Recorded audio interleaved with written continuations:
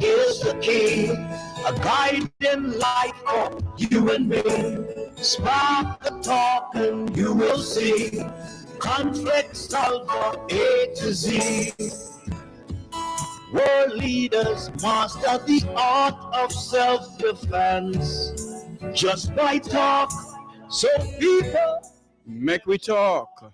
Good afternoon, good afternoon, good afternoon, good afternoon. Where we listen from around the world and the Eastern Caribbean. This is the Make We Talk program on WZPP and WZOP, the voice of the Caribbean.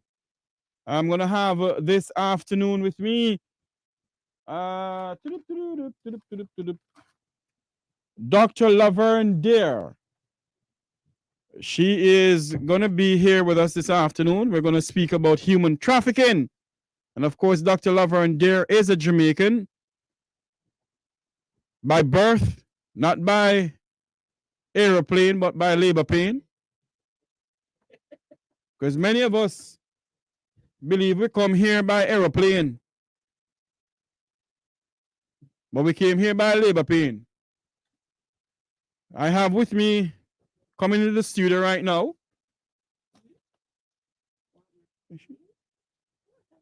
our GM, our general manager, Miss Chin. He's just making me crack up inside the studio. Oh, I have seen the lovely lady have just walked into the studio. She's here with us, Dr. Lavern. Yes. This is what she's gonna. There you go. She is here with us in the studio, and we're gonna speak about human trafficking within the Caribbean and the wider world. We're going to speak about that because without we getting some information on human trafficking, we don't know what is going on. Dr. Lavern, dear, welcome to the program. Hello, how are you? I am doing good. How are you doing? I am so blessed. Thank you for having me. Yes, indeed. From yesterday, but I am here nonetheless. Yes, you are. You are. You are. You are. Let our viewers see who Dr. Lavern is. Hello, everyone. Yes, Hi. she is from Jamaica. Yep, proud Jamaican. She is indeed. Doc, tell me something. You are the Let me introduce the lovely lady correctly. Dr. Lavern Dear, founder and CEO of Female Development Worldwide Organization. Am I correct? World Organization, yes. I was doing a little research and I see where that 4.8 million people are trafficked for sexual exploitation, and 1 million children are trafficked for commercial sex exploitation. Children. Could be your nieces, your nephew. Yes. And a recent study from the trafficking, the U.S. Department Trafficking in Person. Yes, much better. Mhm. Trafficking Person report stated that during the pandemic, Yes. the report showed that boys are equally, and not men, but boys are equally trafficked as girls. Mhm. And that is very alarming. It increased 5 times. That is very alarming because a lot of people think it's girls, as with the statistics you just read. Mhm. So I always like to highlight and show that boys are involved as well. So mothers and fathers, you can be wise and have the conversation with your children. Mhm. Um, a lot of times children, when you talk about, and yes, grown ups, grown folks are involved as well, but children, our goal and our job is to protect them and to look out for them. Yes. But a lot of times children are classified as bad or fast or Mhm. wild or Mhm. all these things, description that the community would Yes. put on some children based on their actions or their behaviors, which is not good. Because if a child is under the age of 18, here is 18 and in Jamaica is what, 16? Yes. They cannot consent to sex. So if you have a child who, may be sexually active at an early age, Mhm. that child is still a minor and still should be looked at and judged, not judged, but I know we always do, but still looked at as a minor. Yes. And there are some children who are physically developed more than others. Yes. And sometimes individuals, women also are perpetrators. So, I mean, it's majority men, but women are also involved in this. But a lot of times, these children are looked at based on their appearance, their physical development. Sometimes, some of them, most of them are vulnerable, because a lot of Yes. times children who end up into this type of situation are children who are vulnerable, and they're taken advantage of.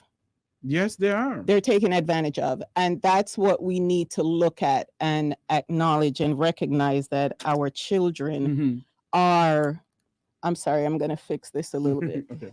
Yeah, our children are being targeted. Yes. And it doesn't matter if you're rich, poor, black, or white. Right. Yes.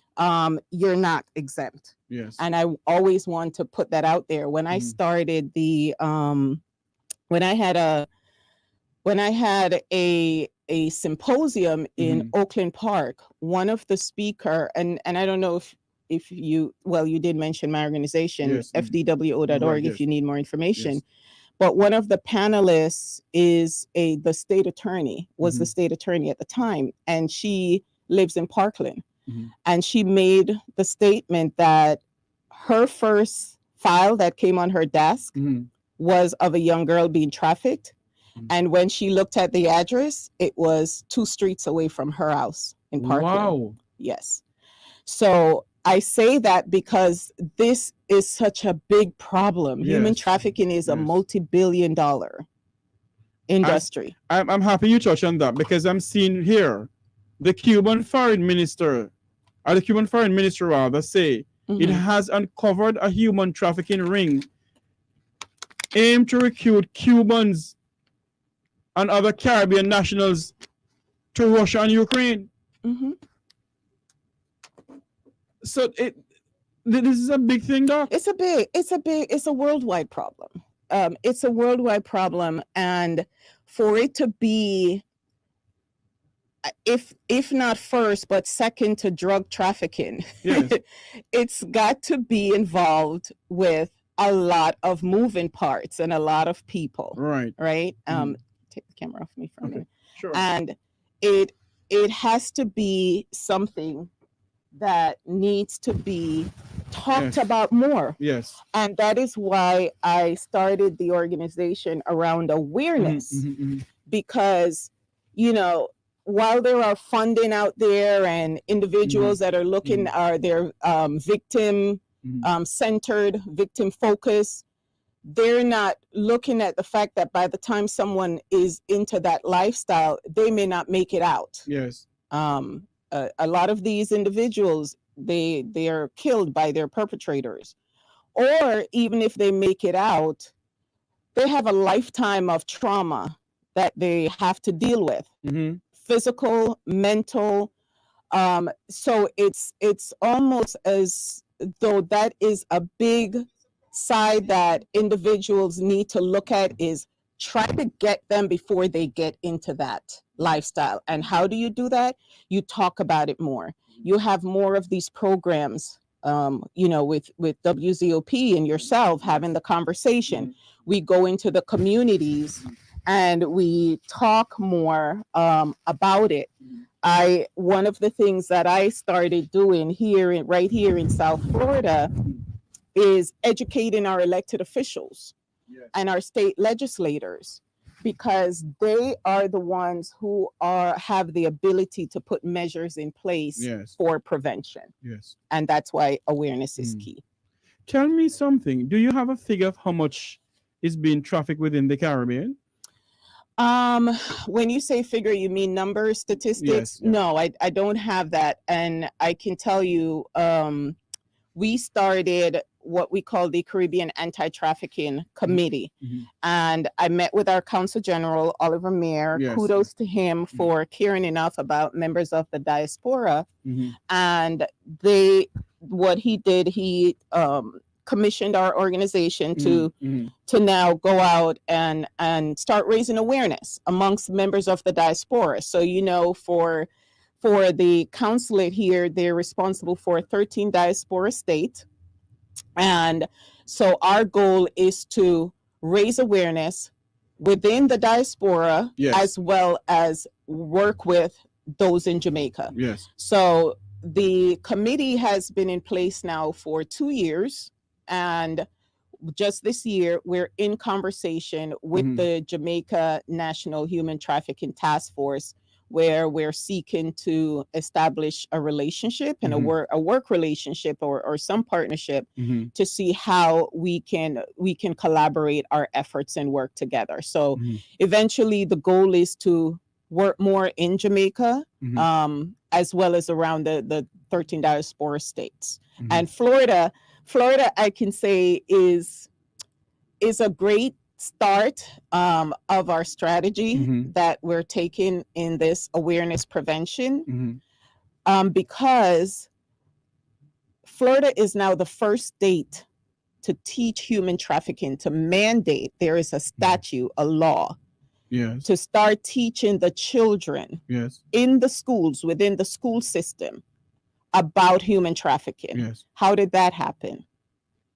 And my organization, myself and my organization met with, well, actually it was through one of our community outreach. So we do several community outreach across South Florida.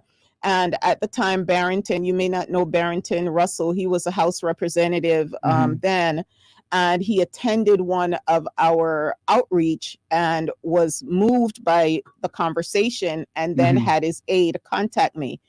From there, Pat and I met, and we start talking about what can we do, what language can we do to form a bill. Right. So they wrote a bill based on the information I presented, which was taken from the community, and that bill was put out there. However, the bill didn't pass in 2018, and Barrington Russell did not go back into the House. However, I continue to work with Senator Thurston, Perry Thurston, and we proposed the language for the schools system to teach human trafficking education within their health curriculum. The Florida Department of Education, the bill didn't pass. It passed through the House, but it ended in the Appropriations Committee. And just to explain that a little bit, when you file a bill, it has to go through several committees. In other words, it's just like the Senate.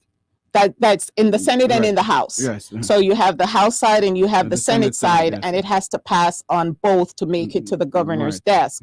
It passed on the House side, but in the last committee on the Senate side, session ended. So it wasn't able to make it, and that's the Appropriations Committee, the Money Committee, that would decide how would this bill be funded. However, that same year in 2019, the Department of Education adopted a rule, policy, citing the same bill that did not pass in the Senate. And then shortly after, they made it into law. That's good. Let me ask you this, though. You said you work with Consul General Oliver Mayer. Well, voluntarily through our organization, yes. Right. Sorry. Did you at any time, maybe we could, as you talk about teaching human trafficking in school, maybe what we should do also is to, have some legislation passed in Jamaica where they can teach human trafficking in Jamaica, because it is rampant in Jamaica. It may not come out in the public as we should, or maybe it is in the public, but it is on the website of the Jamaica oh my god, I forgot the name of it now. But Jamaica has a lot of human trafficking. Mm-hmm. And I think, you helping to pass a bill here in Florida. Maybe what we should do is to, try and get, the ambassador Audrey Marks to maybe, Okay. have some dialogues with the Jamaican government to see if we can put that as one of the curriculum in school. I can tell you there's a lot of possibilities and opportunities that we can take. The first step is, for me at least, by having that relationship with the consulate here, Right. it solidifies our organization and give strength and credibility to now go into Jamaica and propose and to do work in Right. Jamaica. Yes. With the Jamaica National Human Trafficking Task Force, that is the long-term goal, to see how we can, share our efforts. Yes. Right? There's always best practice. I can learn from you. You can learn from me. And the goal is, human trafficking is human trafficking, whether it's in Jamaica or whether it's here. Our children are being exploited. They're being forced, being coerced to do things against their will. And just to be clear, sex trafficking is not the only form of trafficking. There are multiple other forms of trafficking. There are labor trafficking, which boys are more caught up into labor trafficking than women. There's organ harvesting trafficking. There are, a slew of ways people use human beings for personal and monetary gains. And the purpose and the reason why I chose to target the schools was because, why not educate those who are going to become the victims eventually?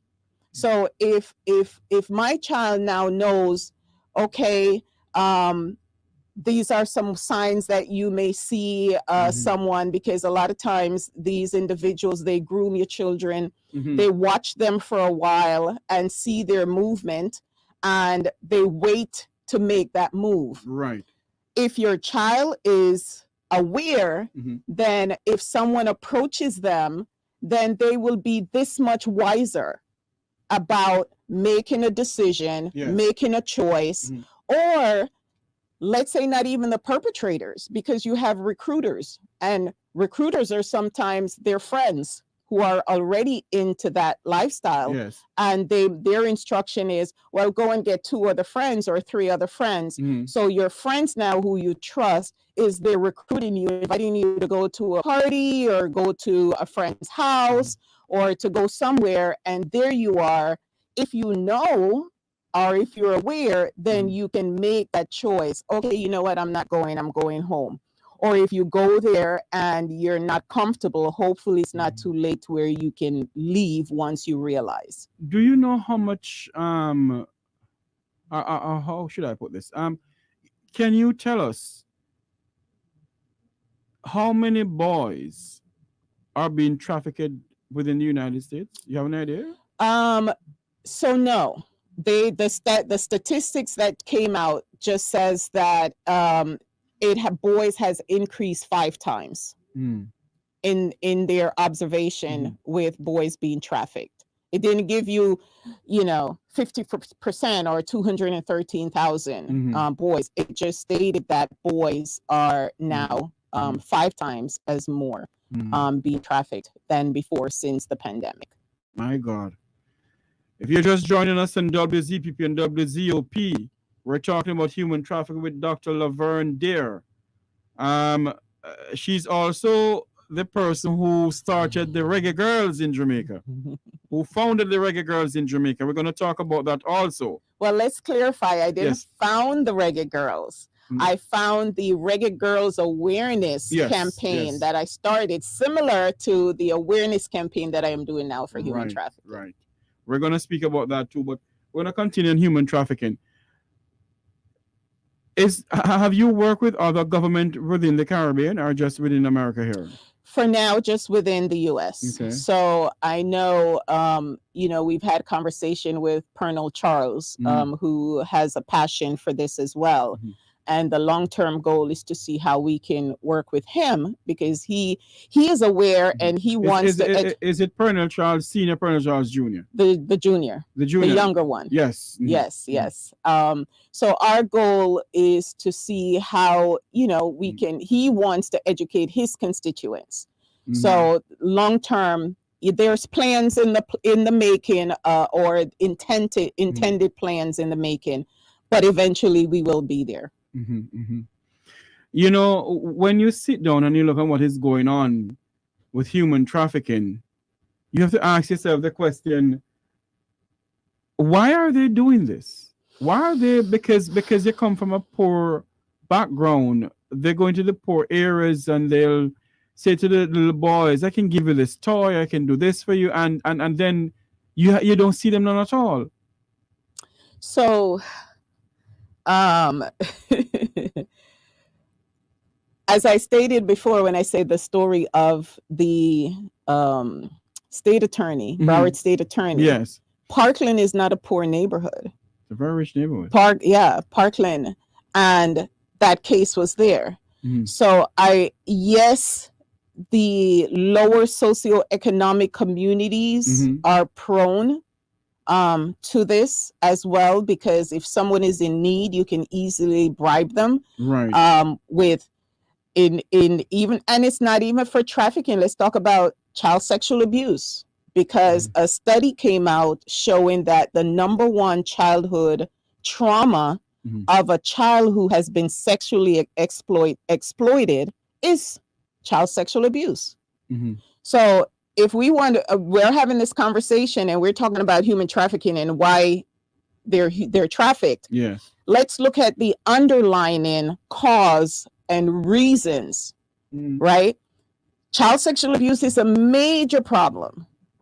And what individuals are not looking at, and I would like us to talk about that, but the child sexual abuse piece of it, because a lot of times these children who are abused, they're abused by family members. They're abused by people they know, people that are within their homes. And when these children are abused, it is a traumatic event that is played or that is laid on these children. Yes. And this is now how they become vulnerable. And think about it. And I'll use Jamaica as an example. No difference here. But you have a young girl who's walking from school. Her only meal that she had probably is from school, right? She's hungry. You have some perpetrator that has been watching and knowing the family, and approach this young girl and offer her a patty and a soda, right? Or bun and cheese, whatever it may be. And the child is hungry. So they're going to take that food. Now, is it the fault of the child that she's hungry? Number one, it's the parent's responsibility to ensure that the children have all the resources that they need, right? Yes. However, these individuals, because they know that, they prey upon that. So oftentimes you may find that these children are now constantly being fed by these individuals, whether it's food, whether it's money, whatever the case may be, to develop a trust by these individuals. And before you know it, it just becomes a habit. And these children are constantly sexually abused. Yes. Now, once these children are sexually abused and they grow up, they are now prone to become trafficked. And this is why that study was done here in the US, to show that children who are trafficked, their number one childhood trauma are child sexual abuse. So I say, how can we reduce child sexual abuse activities? Talk about it more. A child who is in a neighborhood or in a community that is being abused, a lot of times the community knows. A lot of time the community knows who the abusers are, but because the abuser may be a lawyer, a doctor, a pastor, a teacher, a coach, whoever that may be, someone of high status in the community, they are willing to protect that person's status. Then protect the child. And classify the child as wild or fast. Yes. And then before you know it, that child life is ruined. But it should be the other way around. On that note, we're going to take a quick break. We'll be right back here on the Make We Talk program. We're speaking to Dr. Lavern about human trafficking.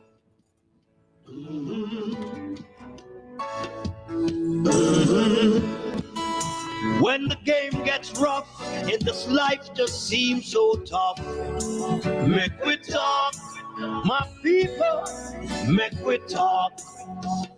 When this town becomes listening to WZOP 92.7.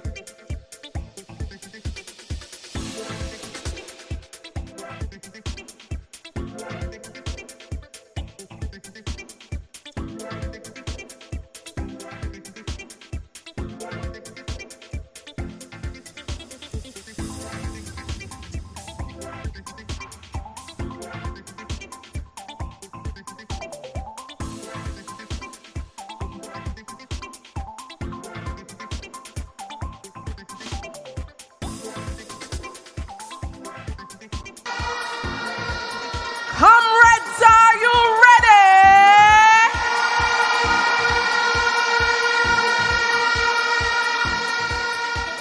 Comrades, we say it over and over again that young people are the future. But the way young people are being treated in this country at this time has to change. It must change. Time come, comrades, for young people to live good in this country. Comrades, we can look around us and we see the state of hopelessness that many of our young people are in. We see that many of them are choosing chopping over education. We see that many of them are being gunned down and are gunning down people. We see that many of them, they can't afford the school fee, so them just stay at home. We see that many of them are being choked by the high cost that they have to be paying back to SLB. And many of our young people in this country are feeling hopeless. But comrades, I'm here to tell you today that there is hope. There is hope, and it resides within the People's National Party. The PNP has always stood with young people. We stood with young people when Manley gave them free education. We stood with young people when PJ Patterson gave us path and modernized our trust. We stood with young people when Portia Simpson Miller gave us the Sports Development Foundation so young people can advance in sports. And comrades, so it was in the beginning, so it shall be in the end. Time come, comrades. town becomes an ugly place. Don't let it erase. Welcome back to Make We Talk here on WZPP and WZOP. We're speaking to Dr. Lavern about human trafficking. Welcome back to the program, Doc. Oh, thank you. Thank you for having me. You were explaining to us before we go for the break of how it, how do they exploit young boys and young girls and so forth. And we're going to speak to that also, but just finish that point and then we're going to switch over to how did you get involved in the sports arena in Jamaica in a sense of, the reggae girls. Okay. Mm-hmm. Yeah, what I was expressing is as we're talking about human trafficking, we need to talk about child sexual abuse as a concern for me. That's I always, as a person who focuses on awareness, I have to look at the bigger picture. What are the contributing factors to this? And a contributing Yes. factor, poverty, Mm-hmm. and of course, our communities that are abusing our children, or our communities. And if I can talk about that, Go a ahead. community member who knows Yes. that a child is being sexually abused, why don't our community say anything? I'm asking that question. Mhm. Why don't people say something when they know that a child is being abused? In the church, do you think that the congregation don't know that a child is being abused until later on when it comes out in the media that this child is being sexually abused within the church? Nobody knows that, or even in the community. I think sometimes the members of the church put a blind eye to certain things, And that's the problem. and because they will know that their past is involved in certain things. And not just And the pastor or other yes, people in the church. Yeah. right? And they quote unquote, I have to protect him because X, U, Y, Z, and the child is a bad child and the bad, So, in go sometime and this and that. And that is the problem we face. And that's what I want us to talk about more. Yes. Until just it's a major deal when we were able to get this statute passed in Florida, because Right. now I feel comfortable knowing that our children are being educated. But now we need to target that now, Mhm. and put some of the burden on the community. Mm-hmm. Put some of the burden on the relatives. Indeed. Who knows? The Yes. mother who knows that her boyfriend Mm-hmm. or her brother, or the grandmother who knows. And the reason would be, oh, it happened to me. It happened to my mother. Oh, just forget about it. It's just a part of life. No, No, it's not not. to a child. No. No, but it happens.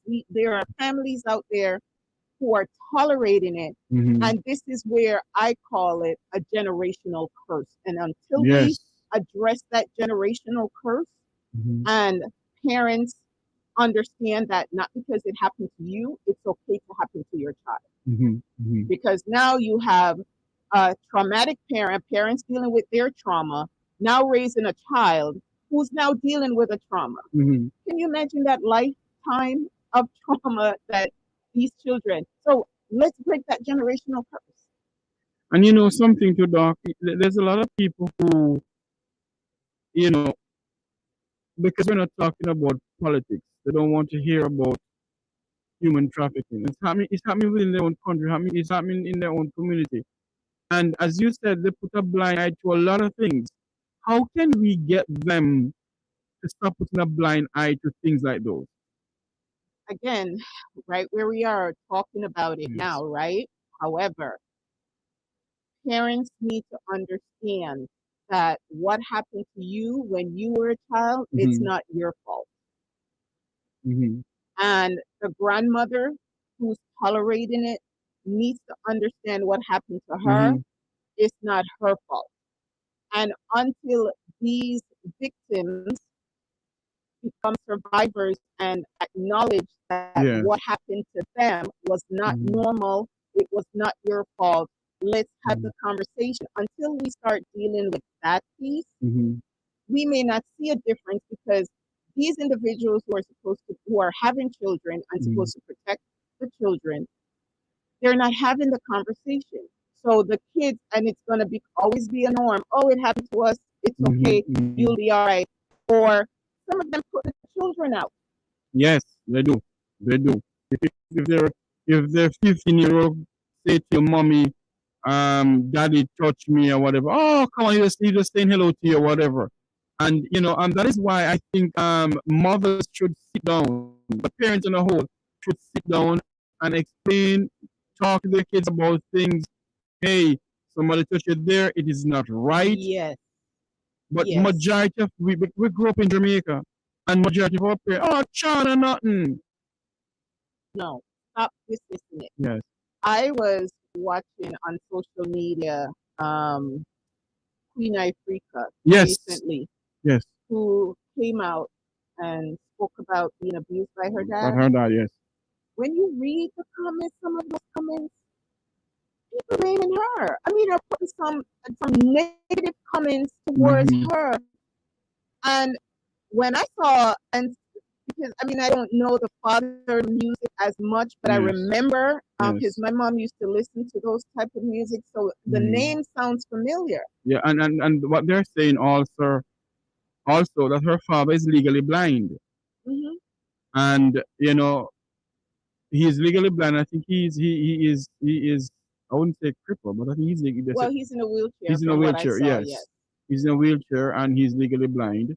And they're saying that how can a legally blind person do X, Y, Z? Again, that's why children are constantly, because you are not willing to open your mind and to listen.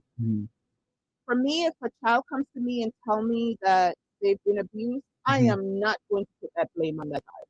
Yeah. Because we know it's a problem. If it was a problem, I would say, you know what, go sit down somewhere and go play, because none of that is happening. But when you know that it's a problem, the responsibility on you is to just listen. And sometimes, really and truly, that's all that child want and need is for someone to listen. Yes. That's where therapy begins. If you can get a victim to start going to therapy, Yes. they'll sit in that chair and the therapist will just let them talk. True. Let them talk. Because they just want to clear their mind. They just want to release. Right. And it keep on happening time and time again, and that child go their trauma. Because I know people who has been molested. I know them, and I am like, you know what? When your mother will say, "Oh, Mr. Tavares, X, Y, Z," no, no, no, no, no.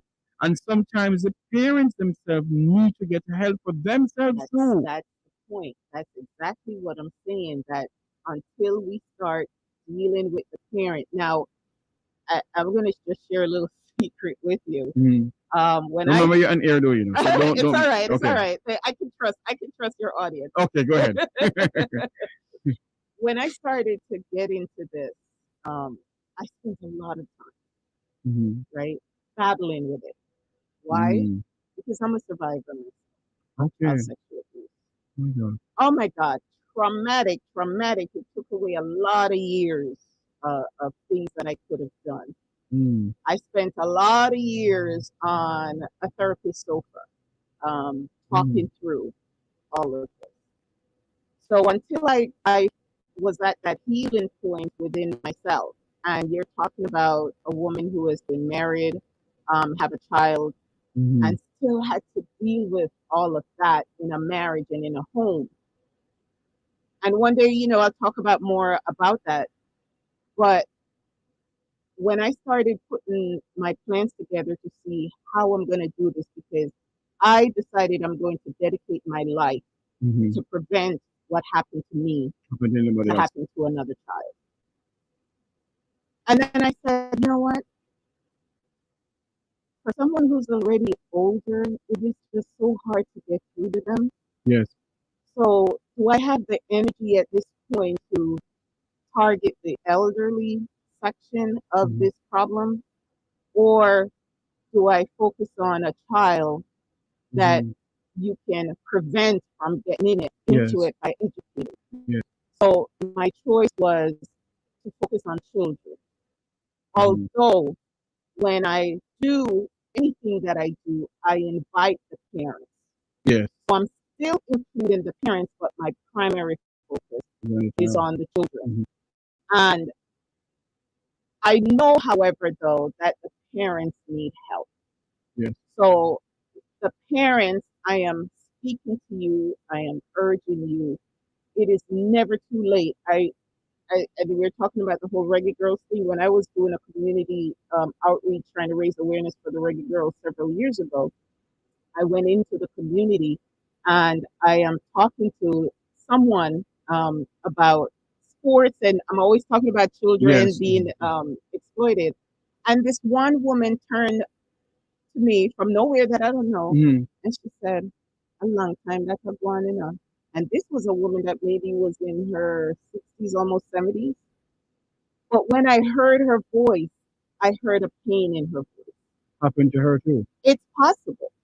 It's possible. I Mm. mean, you're talking to someone who's gone through the Mm. experience, so there are some things that I know Mm. by experience. So I'm saying that if you have someone who is that older, and they have not addressed what they've gone through, Mm.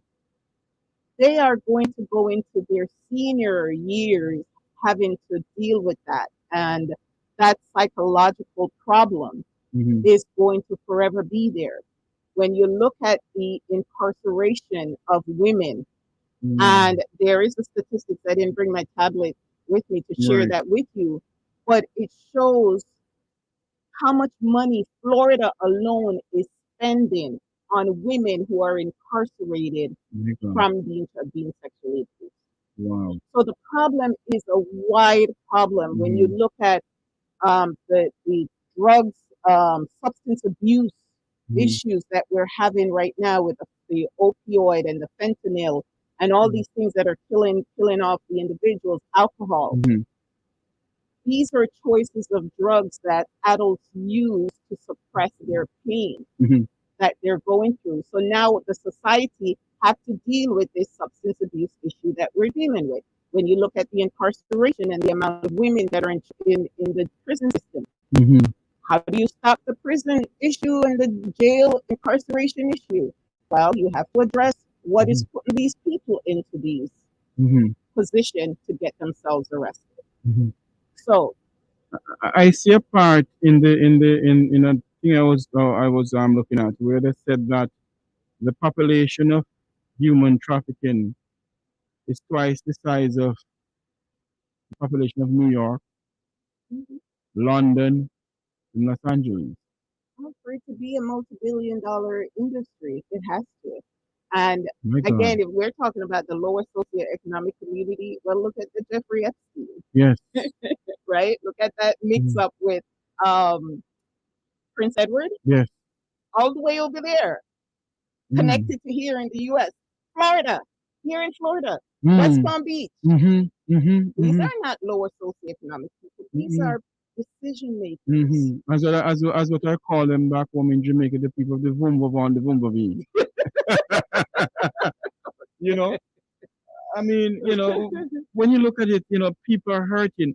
And I think what we need to do, Doc, is to have town hall meetings, is to More have, town halls. That's what my right. organization do. We just did one in the city of Lauderhill in June for Mm-hmm. Caribbean American Heritage Month. We had BSO. Mm-hmm. We had the colonel on the panel. We had the colonel from Broward Sheriff's Mm-hmm. Office. We had the police sergeant from the city of Lauderhill, as well Mm-hmm. as the police chief who was involved, instrumental.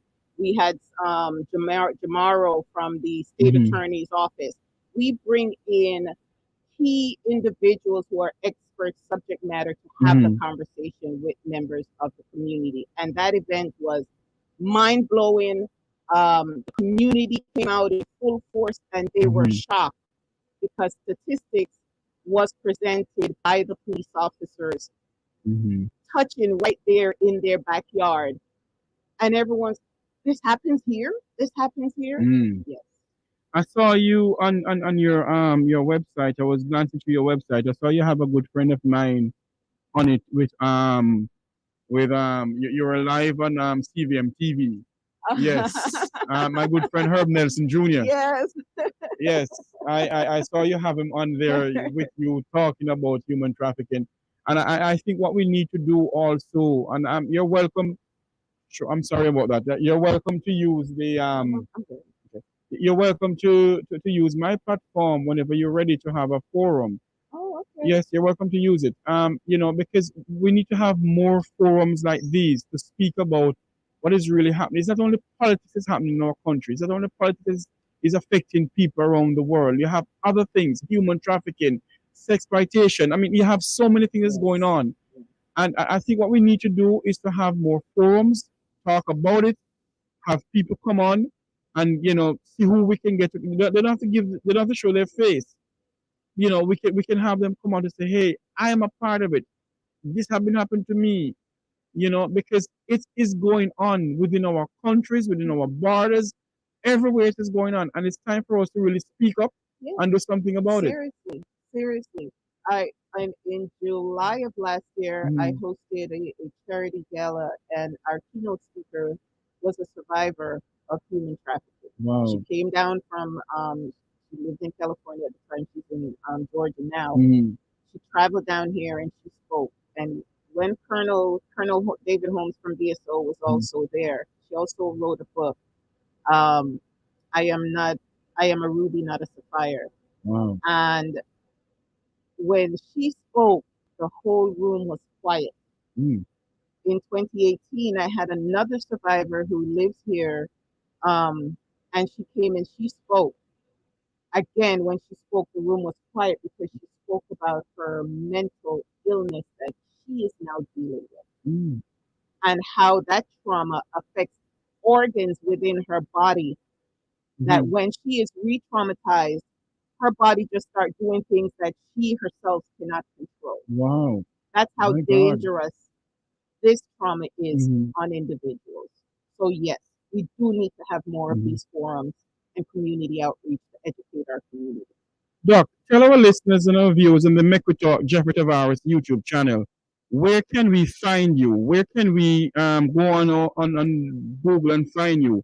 And tell them a little bit, because we have enough time here, tell them a little bit where you're from in Jamaica. So you can find, once you Google Lavern Deer, once you Google Lavern Deer, you'll see all the work that I've done, because I want to thank the media, and kudos to Mikey Mike as well. I've been very blessed to get coverage of my work from both Jamaica media as well as here in South Florida. So if you Google Lavern Deer, you'll see the work I've done with the Reggae Girls, and you'll see work I'm doing in human trafficking now. And I also run for mayor in my city of Miami Gardens, so you'll also find information there. I stay busy, by the way. So, and fdwo.org is my website. I am from Kingston, Jamaica, Jonestown. Proud of where I'm from. Love Jamaica. My mom is from St. Elizabeth.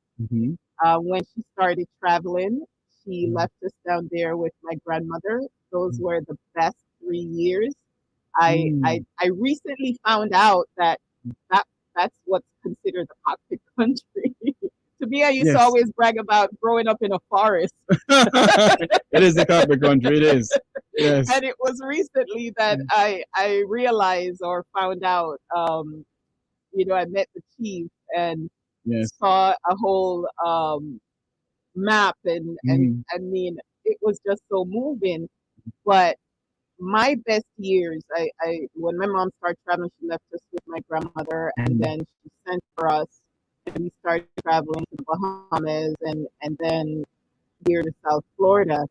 But as a little girl, going through that, I was always yearning back to those years. I always wanted to just be back carefree. And again, as I say, I was dealing with my trauma that my parents didn't know because I never shared it with them. Wow. So I just found my own healing at that time as a little girl, when she wasn't there, in how to find peace. And those hills in St. Elizabeth and those forests in St. Elizabeth is where I found my peace. So I just always had a desire to be back there. So every opportunity I get, and that is the reason why I took on the project to work with the Reggae Girls, because that I felt would have helped me to rekindle my roots and find my roots back in Jamaica. Give us a number we could reach you, and email address, website, everything like that. 754-715-3206. Mhm. L here at I'm sorry, no, info at fdwo.org. Mhm. Info at fdwo.org. And my website, you will find my bio is on my website, Mhm. as well as some work that I have done, and that's fdwo.org. fdwo.org. Mhm. Mhm. Doc, for the few more minutes that we have leave, yesterday you pull off a remarkable thing yesterday again. Give us 5 minutes of that. Oh my God. Tell them what you did, what is the organization, how did you organize it, and so forth. So that's the Jamaica High School Alumni Sporting Network. We celebrate players who Mhm. played in high school. As you know, football and netball Mhm. on high school level is similar to the college level here. Right, yes. So it's for bragging rights. Mhm. You know, these players, they come out for the young at heart, the Mhm. older ones who are young at heart, and Mhm. you still see them utilizing their skills. But it's an event that we've been doing for 13 years now with a 3 break from due to COVID. Mhm. But it's an event, as you see, that bring these past students to come and represent their pride and joy, which is their Yes. school, high schools in Right, Jamaica. yes. And when I saw yesterday, you know, they're in their uniforms of the colors that they went to school in Jamaica with their high school names on it. Mhm. And I'm like, man, these guys do not want to leave Jamaica, even though they Yes. have left Jamaica. And this once a year event brings them back Yes. into that mode. So you get a full day. It's usually 2 days, but this year we Mhm. made it one day. You get a full day of nothing but sports and music, which Mhm. thanks to WZOP for sponsoring the music entertainment section of it. But you are in the park, beautiful weather, you were Mhm. hearing music, you're Mhm. seeing football, and they're in different sections. So if you want to Mhm. watch football, there's the stand that you can watch Yes. football, You although the watch sun is hot. netball. Mhm. Or if you don't want to watch football, you can walk around to the netball court and you can watch netball, the vendors, their Mhm. food vendors, and of course, you know, the music. But the one thing that I want to say, although yesterday event was a huge success, we need more sponsors. Yeah. As you can see, this is something that the community needs. We Mhm. had Commissioner Grant from the city of Lauderhill that was there Mhm. yesterday. And it takes individuals like her to come and see, or, Mhm. you know, to invite them to come and see. Mayor, Commissioner Hazel Rogers was also there, I, as I, well as former Mayor yeah, yeah, Dale the wholeness, Holness yes. Mhm. was also there, and Richard Campbell, Yes. who is a former Mhm. commissioner for Lauderhill. Mhm. So these are individuals who know the work that I do and has done whatever they can to Mhm. help me Mhm. through the years, which is why we're here. But you're talking about 13 years. Now we want to take it to another level. We want to be able to give back more to different sports in Mhm. Jamaica because at some point, you know, they were talking about having another sport in addition to the soccer and the netball. Mhm. But in order for us to do that, we're inviting more sponsors to get involved and see what it is that we're doing. Because a day like yesterday, I am still in awe. The players are sending messages. The team captains are sending messages. What a wonderful event. And they're so happy that it's back. Yes. Yesterday was a day of hugging. I mean, Yes. people were hugging me all over, Yes. and I was happy And to and, and, give back the hugs. and I saw you. You were so busy yesterday, Yes. and I must tell our viewers that I apologize to you guys yesterday. I should have brought it live from there yesterday Ah, because we had so much fun. We had a great interview with Dr. Lavern there and others. yes. And Irie FM. yes, I was Irie just going to FM. say that. Yes. Yes, Dwight from RFM was there, and we had a great interview with him. And believe you me, it was great. It was great yesterday to know that Jamaicans from all walks of life was there with us. Travel. You had Travel, yes, TVJ. TVJ yes. came up, the Mhm. producer of Center Circle and TVJ. This is Mhm. his third year that he comes up and Mhm. filmed the event to put it on his show, the Right. content for his show. Yes. So you have players and media that are traveling into the city of Lauderdale. This is also a tourism event. It's not just Mhm. a being on the ball field. You have it's a sports tourism where individuals are coming from around the state and around the world, because individuals come from Canada as well as the UK to participate in the tournament. Thank you for coming on. Dr. Lavern there, founder, CEO, Female Development World Organization. Yes. Thank you. Thank you. Thank you. Thank and you. thanks to my team on both the JHSASN, which is jhsasn.com and fdwo.org. Thank you so much for coming on. And this is Jeffrey Key. Until you hear my voice again, may God bless you. May God bless America. May God bless Jamaica. Land we love. Thank you very much. Thank you. 92.7 LBFM.